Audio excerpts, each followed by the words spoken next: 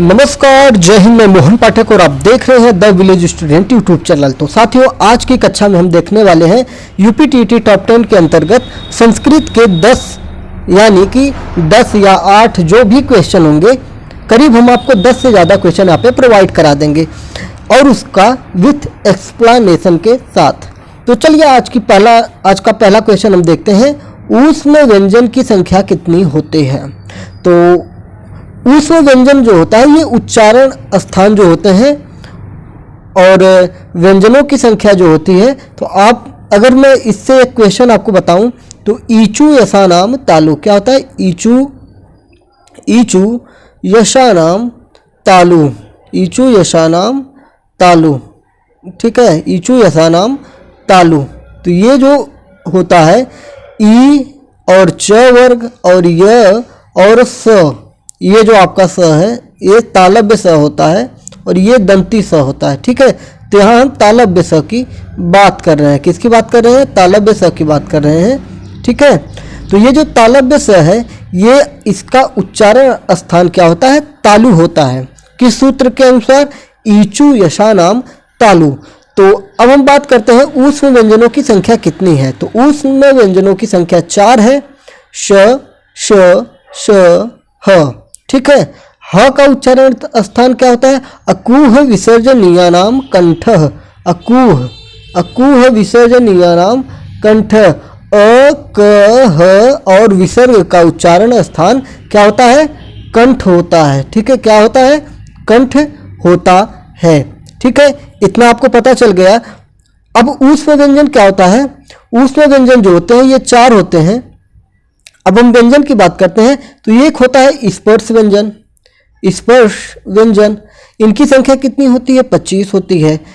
इनका ट्रिक क्या है? क, च, ट, त, प। क्या हो गया? क, च, ट, त, प। इसी को आप कु, चू, टू, तू, पू इस सूत्र से भी याद कर सकते हैं। ये ट्रिक है, इसे कहते हैं इंग्लिश में निमोनिक, ठीक है, निमोनिक कहते हैं, ठीक है, स्मरण करने के लिए कहते हैं। इसका भी क्वेश्चन आपका बन जाता है, ठीक है। तो ये जो कुचू टू तू पू है ये एक वर्ग में 5 अक्षर होते हैं, जैसे क, ख, ग, घ, अंगा, च, छ, ज, झ, इया, ट, ठ, ड, ढ, अड़ा, त, थ, द, ध, न, प, फ, ब, भ, म। तो ये कितने हो गए? 5 पंजे 25। इसको वर्गीय व्यंजन के नाम से भी जानते हैं। किस नाम से जानते हैं? वर्गीय व्यंजन के नाम से भी जानते हैं। तो ठीक है, 25 ये हो गए। फिर आता है आपका स्पर्श व्यंजन, फिर आता है अंतस्थ व्यंजन। कौन आता है? अंतस्थ व्यंजन, अंतस्थ व्यंजन आता है। अंतस्थ व्यंजन में आपके कौन कौन से वर्ण आते हैं? य, ठीक है, कौन कौन सा वर्ण आता है? य, र, ल, व। कौन सा आता है? य, चलिए यहाँ पे देखते हैं, य, र, ल, व। ये आपके 4 अंतस्थ व्यंजन होते हैं। तो आपके अंतस्थ व्यंजनों की संख्या कितनी हो गई? 4 हो गई, ठीक है। तो और फिर हो गया ऊष्म व्यंजन हो गया। तो कितना हो गया? 25 4 29 4 33। ये हिंदी की दृष्टि से 33 व्यंजन हो जाते हैं, लेकिन हम बात कर रहे हैं संस्कृत की। तो संस्कृत के स्वर और व्यंजन अलग होते हैं, तो उनको भी मैं आपको बता दूंगा, ठीक है। चलिए, तो ये आप ऊष्म व्यंजनों की संख्या आपने देख ली है। चलिए दूसरा क्वेश्चन देखते हैं। जिन वर्णों के उच्चारण में वायु रगड़ से उत्पन्न होती है क्या कहलाते हैं? मतलब कह रहा है कि जिन वर्णों का उच्चारण में क्या होता है कि रगड़ से उत्पन्न होती है तो उसे क्या कहते हैं? तो उसे ऊष्म व्यंजन कहते हैं। मतलब ऊष्म व्यंजन को बोलने में क्या होता है कि उच्चारण स्थान में क्या होता है? रगड़ उत्पन्न होती है। क्या होता है? रगड़ उत्पन्न होती है। अब यहाँ पे तीसरा क्वेश्चन आपका दिया है, प्रत्याहारों की संख्या क्या होती है? प्रत्याहारों की संख्या क्या होती है? तो प्रत्याहारों की संख्या कितनी होती है? 42 होती है। कितनी होती है? 42 होती है। अच्छा, प्रत्याहार ये जो होते हैं इनको कैसे बनाया जाता है? तो आप देखिए, जो आपके माहेश्वर सूत्र होते हैं, माहेश्वर सूत्रों की संख्या कितनी होती है? 14 लाइन में होती है, ठीक है। अ, ई, ऊड़, री, ऋक, ए, ओंग, ऐ, औच, हय, वरट, लण, यंगमंग, अड़नम, झबय, घटधस, जब गटदस, खप छठत, चट तब, कपय, ससर, हल। तो 1 2 3 4 5 6 7 8 9 10 11 12 13 14 14 होगा, ये कहीं पे मैंने ज़्यादा कर दिया है। तो ये जो होते हैं 14 आपके क्या होते हैं, माहेश्वर सूत्रों की जो लाइन होती है वो 14 लाइनों में होती है, ठीक है। तो ये इन्हीं से जो माहेश्वर सूत्र होते हैं, इन्हीं से आपके प्रत्याहारों का क्या होता है, आविष्कार होता है, यानी कि इन्हीं से प्रत्याहार बनते हैं। अगर आपको प्रत्याहार बनाना है तो वो क्या होगा, आप इन्हीं वर्णों के आधार पे बना सकते हैं, ठीक है। समझ में आ गया। आगे चले तो माहेश्वर सूत्रों की संख्या आप जान गए, ठीक है। और ये हो गया प्रत्याहारों की संख्या कितनी होती है, 42 होती है। प्रत्याहारों की संख्या कितनी होती है, 42 होती है, 42 होती है। अब हमारा आ गया तीसरा क्वेश्चन, चौथा क्वेश्चन हम देखते हैं। लट लकार में किस काल का बोध होता है। लट लकार में वर्तमान काल का बोध होता है। लकार जो होते हैं, लट लकार, लोट लकार, डिट लकार, लंग लकार, इस प्रकार से लकार होते हैं। तो इसमें आपका जो होता है किस काल का, जो लट लकार है, लट लकार में किसका बोध होता है, तो वर्तमान काल का बोध होता है। वर्तमान का मतलब जो इस समय चल रहा है, जो प्रेजेंट है, प्रेजेंट को वर्तमान कहा जाता है। आइए 5वें क्वेश्चन पे देखते हैं, 5वां क्वेश्चन क्या कह रहा है, ठीक है। आइए यहाँ से देखते हैं। 5वां क्वेश्चन कह रहा है, ठीक है।